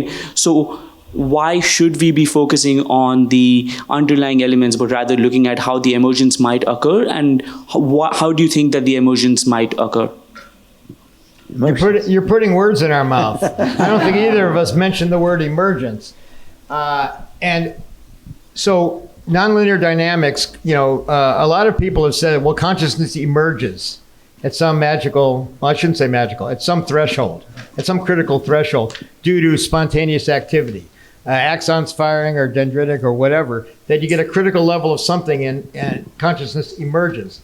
We're saying the opposite. We're saying that consciousness is actually a fundamental property. It goes all the way down to the structure of the universe, access through quantum activities in microtubules. So we're not emergentists at all. And it's not that consciousness affects the chemistry that then goes on to perform consciousness. Consciousness is consciousness. It affects the neuronal activity to then fire an axon to move your hand or speak a word. So consciousness, Christoph has the idea that consciousness is in spikes, is in the firings, and I think it's in the dendrites at the end of integration. They have the integrated information theory of it, and I think it is integration, but it's in the dendrites. And when you reach threshold for Orch OR collapse, you also select tubulin states, microtubule states, which will trigger the axon to fire, and that enacts behavior. So consciousness is fundamental, and that it's not emergent. So a question here about consciousness. Does it exist across brains? I mean, is there the notion of hyperbrain? If more than one brain exists and doing entanglement, would that be something totally different? And would the theory explain that? I don't think I understood. Well, if you want, non-locality, something like parapsychology or anything in that area, you definitely need a quantum mechanism. Now, we're not claiming that. We have enough things to worry about based on our claims. But I will say that if you believe in parapsychology or precognition or any of that stuff, quantum effects are a must because you have non-locality. But whether they exist or not is another question. I don't think it helps much. But go ahead. Hi, sorry. I guess it's a question for both of you, really, and kind of a personal question. I guess a lot of people alive today and alive throughout history would say that consciousness is something that can't be explained by science. Like, we're attempting to put this mechanistic view on it. And I wonder what it would take for either of you to accept or believe that consciousness won't be explained by science. Do you think it's inevitable that it will be explained by science if we work hard enough, or it's an open-ended question? Well, it certainly has an awful lot to do with Stuart's job as an anesthesiologist clearly is turning consciousness off with particular gases. And after all, these are substances. which, I mean, it's very hard to see that it doesn't, certainly it's strongly influenced by science and by physical processes and so on. I mean, that's obviously the case. So to take the view that it's something independent of science is a very hard view for me to see. I mean, maybe I try to argue that current science is not sufficient to accommodate consciousness within it, but I'm not trying to say that science as a whole won't ever be able to. Of course, you may say that's a faith just as much as it would be a faith to say it can't ever be explained by science, but I'd like to think that science, I don't see any reason why it's beyond science. It's certainly, you can turn it off, as Stuart does when he does his anesthesia. You can turn it on again as part of the job too. That's what we bill for, That's just right. to wake them up. And these are clearly connected with physical processes. We may not understand them all very deeply. I think we do a lot better than we used to. And I just don't see why there should be a limit. It's something very different. I certainly agree that there is something very different about consciousness from unconscious processes. But to say just because it's very different, to say that it cannot be explained by science, seems to me to be a bold step to take, although it's certainly a view that people, I think, held in the ancient times much more than they do now.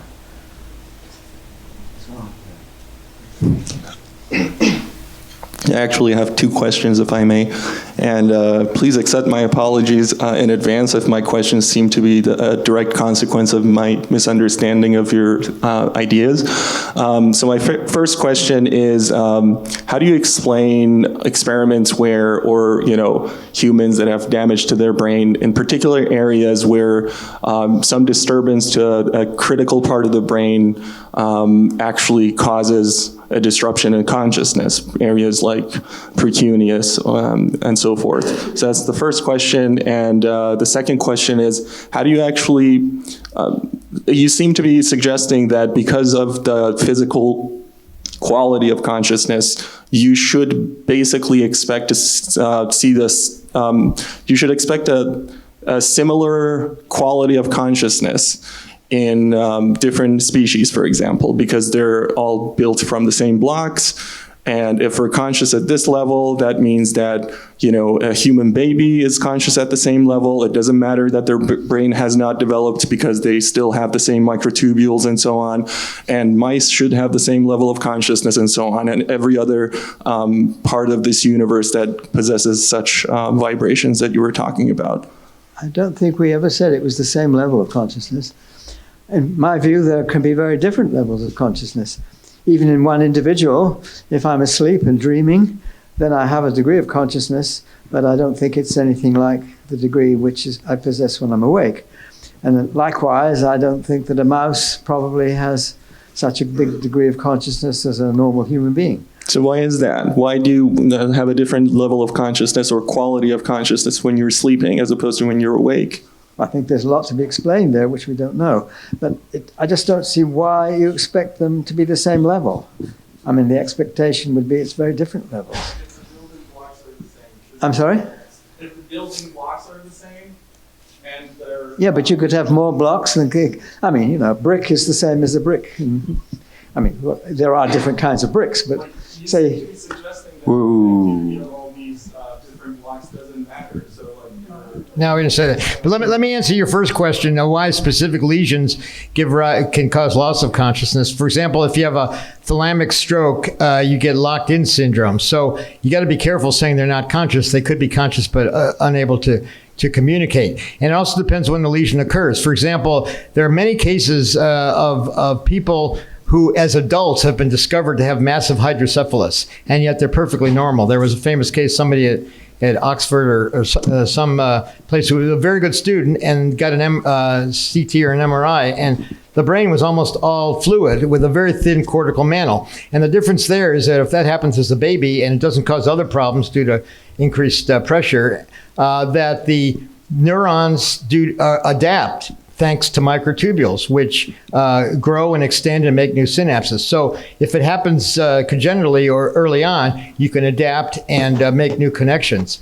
Whereas if you're an adult, and then it's hard because neurons don't divide. So the microtubules can only do so much. So specific lesions, first you got to be careful that they are truly unconscious and not just locked in. And also it depends on when the lesion occurs. I think we have to maybe take one more question and that. All right, we'll take two, that one and that one. And then we can all go into unconsciousness. Thanks. Thanks for the excellent lecture. My question is, in congenital brain disorders, is the frequency different? Have you come across the experimenting on that level? I suppose it's the microtubules that have certain frequency. Frequency, yeah. This actually goes back to the question about levels of consciousness. In a simple organism might have, whereas we have, let's say, 10 million Orch OR events per second, a simple organism, because E sub g is so much smaller, might only have a few per minute or a few per second. So they're still having conscious moments, but at a much, much slower rate and without the intensity. So it would be lower intensity, lower frequency. So they would be conscious, but not conscious as we are.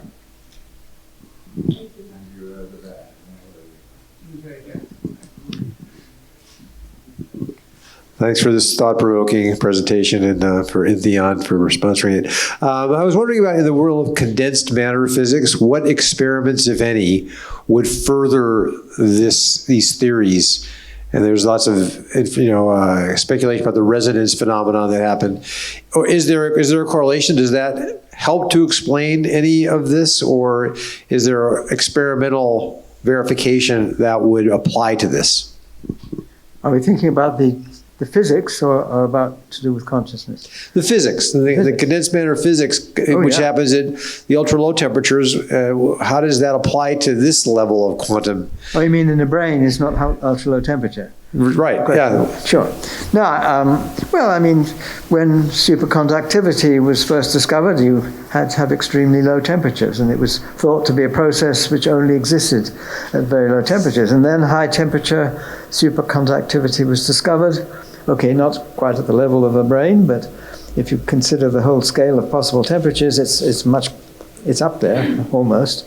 So I think the more we discover, the more we find that phenomena which we believe can only exist with very simple or very cold systems, that when the structure is, we don't always understand it very well, but we see events, circumstances under which these phenomena, which seem to exist only theoretically at first, only very low temperatures, are playing a role at much larger temperatures. I think I referred to experiments which did require very low temperatures, but that's really the beginning, to see that these phenomena are there at all.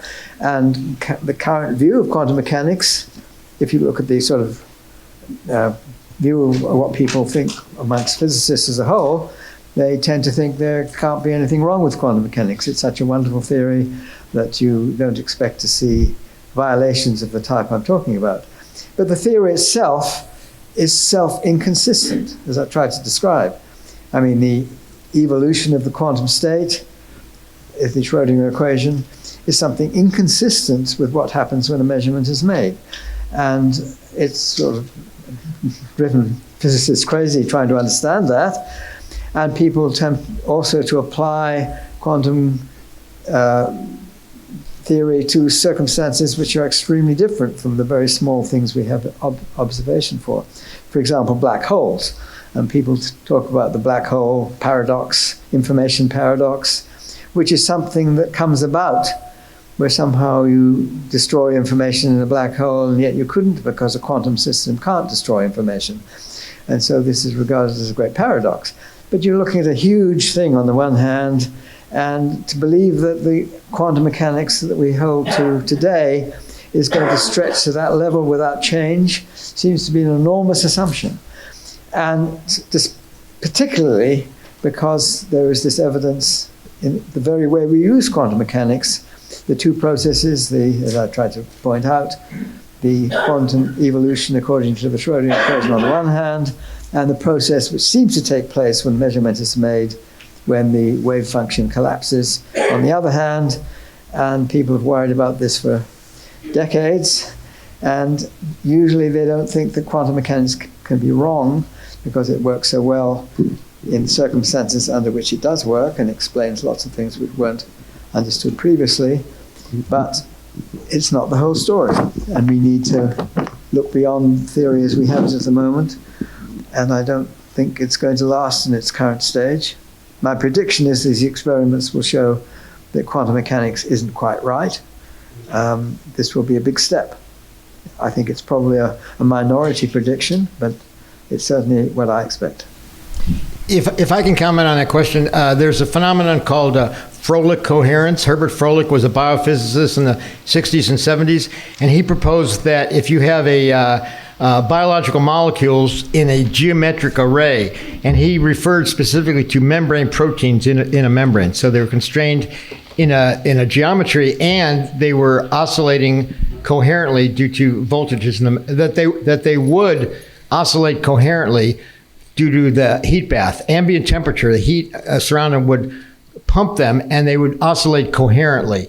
And this has actually been shown in systems recently. And I met Froelich in the 80s, and I asked him if microtubules would also be good candidates, and he didn't know about them, but when I explained them to him, he said yes.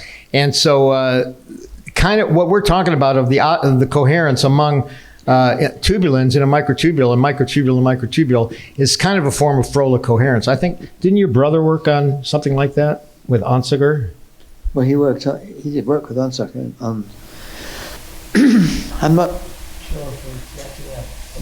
sure he worked on liquid helium and things like that, where you have very cold temperatures and you have behavior which certainly people thought would only exist at very low temperatures. And sure, it's a challenge. I think this is one of the reasons people have trouble with the point of view that Stuart and I are putting forward, because it does require that you have quantum coherence at a very high level compared with what people can do in the lab.